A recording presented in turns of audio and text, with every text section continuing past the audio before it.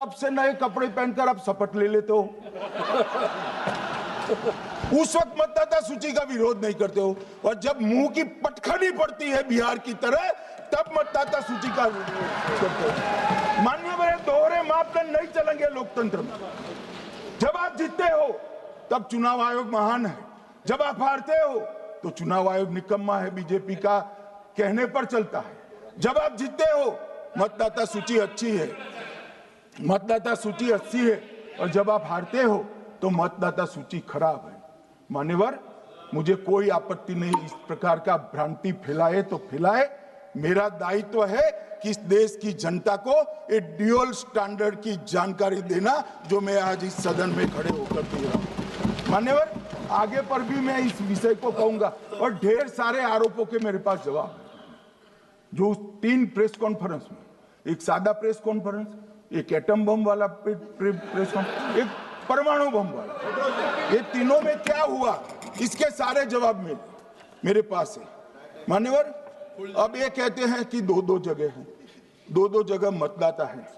मान्यवर, किन किन लोगों के 2-2 जगह मतदाता, मैं इसमें जिनके नाम 2 जगह रजिस्टर्ड है उसका दोष नहीं निकालता मैं, क्योंकि एक जगह से कोई व्यक्ति दूसरी जगह गई तो 2010 के बाद इसको डिलीट करने का अधिकार आरओ के पास से ले लिया गया। इसके कारण ये विसंगतियां खड़ी हुई है। किसके हैं? श्री प्रशांत किशोर जी के 2 जगह मतदाता है, पवन खेरा जी का भी है, तेजस्वी यादव का स्वयं का है, टी सिद्दीकी एनआईसी केरल के नेता का है, मान्यवर संजय सिंह आप पार्टी के नेता के हैं, एक किशोरी पेडनेकर यूबीटी शिवसेना के हैं, इनका भी है। मान्यवर, सामान्य गलतियां हैं, क्योंकि एक नियम आ गया, जिसका जब वोट काटने का जिसका अधिकार है उसको रोक लिया गया, तो आरओ वोट काट नहीं सकता था, इसलिए 2 जगह रह गए। अब वही एक गहन पुनर्निरीक्षण से सुधरना है, मगर आप गहन पुनर्निरीक्षण को वोट चोरी कह रहे हो। मान्यवर, वोट चोरी किसको कहते हैं वो मैं बताना चाहता हूं, और हमारे यहाँ कुछ परिवार ऐसे हैं जो पुश्तैनी वोट चोरी करते हैं। अच्छा, बोलिए आप। हाँ, बोले आप, बोले। हाँ, बोले आप, बोले। स्पीकर सर, मेरा कल एक सवाल था, जो हिंदुस्तान के इतिहास में पहली बार डिसीजन लिया गया कि इलेक्शन कमीशन को, इलेक्शन कमिश्नर्स को फुल, हाँ नहीं फुल इम्यूनिटी दी जाएगी। ठीक है, ये है ना, इसका जवाब इसका पीछे मैं खत्म नहीं किया सर, इसके पीछे जो थिंकिंग थी वो हमें सबसे पहले बताएं। ठीक है। दूसरी बात, नहीं हरियाणा की जहां इन्होंने बात की, इन्होंने एक उदाहरण लिया, वहां पर अनेक उदाहरण हैं। वो भी आपने दिया था ना, 19 वो भी आपने दिया था, इसलिए दिया वो भी। 19 लाख वहां पे फेक लोग, वो उदाहरण आपने दिया था, इसलिए उसका जवाब दिया। और ये भी हमें बता दीजिए, actually let us have a debate on my press conference. Let us go. Let us have very good idea. Let us have a debate on my press conference. Amit Shah ji, I challenge you to have a debate on the 3 press conferences. Please. ठीक है, बैठ जाइए, बैठ जाइए। माननीय, please माननीय, आपने बात की थी, प्लीज। उत्तर प्रदेश में और हरियाणा में दोनों चुनाव में वोट कैसे दे रहे हैं, प्लीज ये भी जवाब दे दीजिए। माननीय गृह मंत्री जी। मान्यवर, पहली बात मैं स्पष्ट करना चाहता हूं, मैं 30 साल से विधानसभा और संसद में जनप्रतिनिधि के रूप में चुनकर आता हूं। मुझे लंबा अनुभव है संसदीय प्रणाली का। विपक्ष के नेता महोदय कहते हैं कि पहले मेरी बात का आप जवाब दीजिए, मैं सुनना चाहता हूं। आपकी मुनसफी से संसद नहीं चलेगी, मेरे आप बोलने का क्रम मैं तय करूंगा, इस तरह से नहीं चलेगी संसद।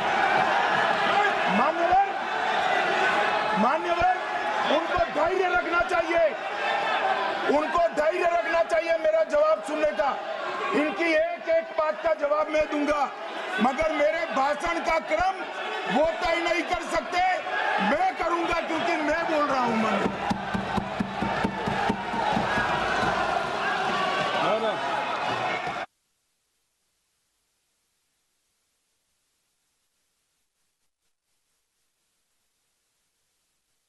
एक मिनट गृह मंत्री जी, एक मिनट गृह मंत्री, क्या गलत बोला उन्होंने? उन्होंने यही बोला, आपने जो बात उठाई है मुझे कब बोलना है मैं तय करूंगा, यही बोला ना। उसमें क्यों उत्तेजित हो रहे हो आप? हाँ, आपके 2-2 मिनट में खड़े होने से थोड़ी जवाब देते रहेंगे। नो, माननीय गृह मंत्री, नहीं हो सकता। मैं आपको फिर मौका दूंगा, आपको मौका दूंगा आपको। आप बोलिए, हाँ बोलिए सर, ये बोलिए। आपने अगर अमित शाह जी का रिस्पॉन्स देखा तो ये कंप्लीटली डिफेंसिव रिस्पॉन्स है, ये घबराया हुआ रिस्पॉन्स है, ये डरा हुआ रिस्पॉन्स है। अब सुनिए पूरी बात, प्लीज मानिए। नो, सच्चा रिस्पॉन्स नहीं है। माननीय गृह मंत्री जी, मान्यवर आपके चेहरे पर बैठो मान्यवर, आपके चेहरे पर चिंता की लकीरें मैं देख रहा हूं कि मैं क्या बोलूंगा। मैं उनके उकसावे में नहीं आऊंगा, मैं मेरे विषय पर बोलूंगा। मान्यवर, मैंने इतना ही कहा कि मैं मेरे भाषण का क्रम मैं तय करूंगा। मेरे भाषण का पहले क्या बोलना, बाद में क्या बोलना, मैं तय करूंगा। और मैं मानता हूं कि हर एक वक्ता का ये अधिकार है, उनका भी है, मेरा भी है। कल वो बोल रहे तो हम ऐसा थोड़ी ना बोले आप झूठ क्यों बोल रहे हो, हम नहीं बोले, नहीं बोल सकते साहब। वो माननीय विपक्ष के नेता है, वो बोल सकते अपना भाषण। मान्यवर, और मैंने तो ये भी कहा, मेरा पूरा भाषण छूट कर कुछ बच जाता है तो आप पूछिएगा, मैं जवाब दूंगा। मगर अब धैर्य भी चाहिए और सुनना भी चाहिए, दोनों चीजें करनी पड़ती है। मान्यवर, वोट चोरी का कोहराम बचा। मैं वोट चोरी किसको कहते हैं वो बताना चाहता हूं। वोट चोरी के 3 आयाम हैं। एक तो मतदाता नहीं है, मतलब योग्यता नहीं है, और आप वोटर बन जाते हो तो वोट चोरी माना जाएगा। दूसरा, आप गलत प्रकार से चुनाव जीतते हो तो वोट चोरी माना जाएगा। और तीसरा, जनादेश को डिफाई करते हो, मतलब वोट के विपरीत आप कोई पद प्राप्त कर लेते हो तो भी एक प्रकार से वोट चोरी होता है। अरे सुनो ना, क्यों जल्दबाजी करते हो मानिकम, क्यों? अब मैं 3 वोट चोरी की घटनाएं बताना चाहता हूं। सबसे पहली घटना हुई, आजादी के बाद देश का प्रधानमंत्री तय करना था। तय कौन करना था? तो उस वक्त के जितने प्रांत थे, इसके कांग्रेस के अध्यक्षों ने, उनके एक वोट से तय होना था। अब 28 वोट श्री सरदार पटेल को मिले और 2 वोट जवाहरलाल नेहरू जी को मिले।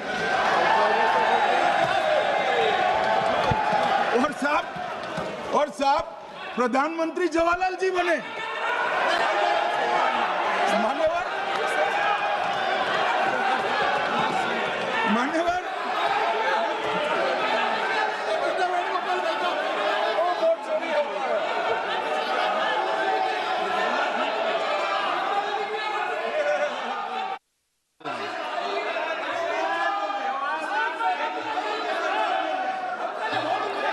प्लीज माननीय गृह मंत्री जी, प्लीज।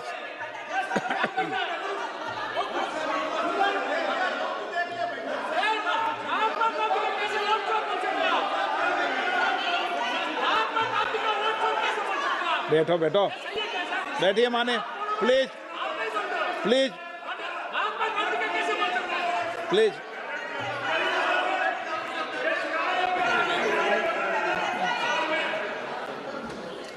मान्यवर, दूसरी, प्लीज बैठिए माननीय सदस्य, प्लीज, हर बार नहीं उठते, बैठिए।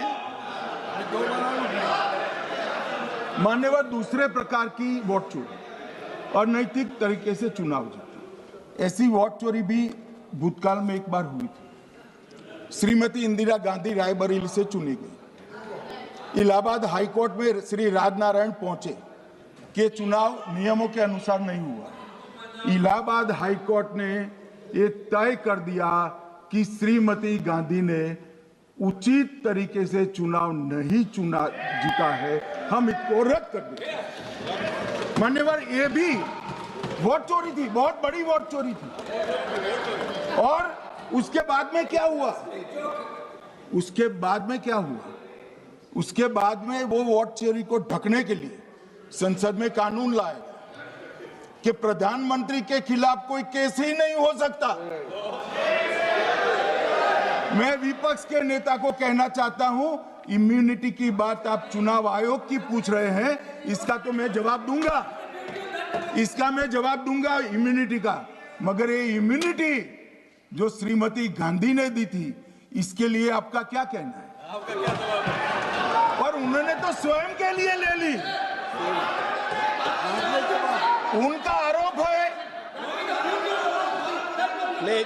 ऐसे नहीं चलता मान्यवर। आप जब बोले, जब 5-5 मिनट में उठेंगे क्या?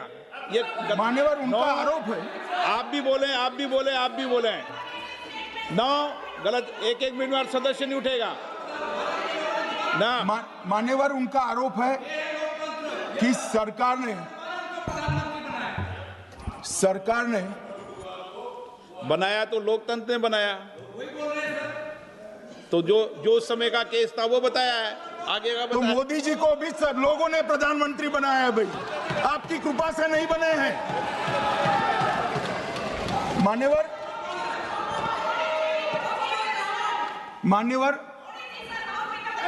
प्लीज से मान्य तरीका ठीक नहीं है आपका, 2-2 मिनट में उठना।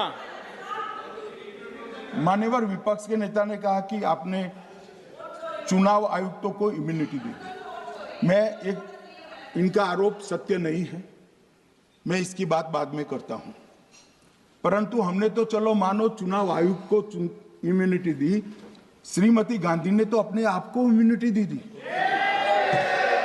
और फिर जब ये संवैधानिक सुधार के वायरस चैलेंज हुए, तो वो केस जीतने के लिए 2, 3 और 4 नंबर के सर्वोच्च न्यायालय के जज को बाईपास कर चौथे नंबर के जज को चीफ जस्टिस बनाया और वहां केस भी जीत लिया।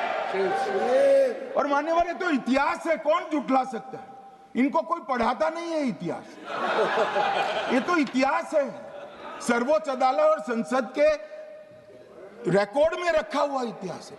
इसके खिलाफ लल्लन सिंह जैसे कितने लोग पूरा जीवन लड़े बिहार में, इमरजेंसी के खिलाफ जेल में गए, लाखों लोग गए। और तीसरी वोट चोरी कहना चाहता हूं, तीसरी वोट चोरी का प्रकार मैंने बताया था कि योग्यता नहीं है और मतदाता बन जाना। अभी एक वाद पहुंचा है, वाद मतलब डिस्प्यूट पहुंचा है दिल्ली की सिविल अदालत में। उसमें डिस्प्यूट ये है कि सोनिया गांधी जी इस देश की नागरिक बनने से पहले मतदाता बने।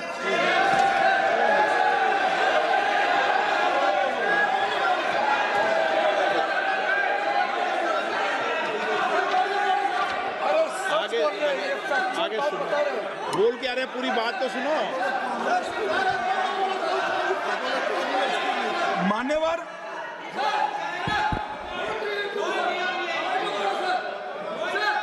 मान्यवर, मैंने इतना ही कहा है कि अदालत में केस चल रहा है जो फैक्चुअल है। अब जवाब तो उनको अदालत में देना है, सोनिया जी ने यहां क्यों दे रहे? अदालत में जवाब देना है।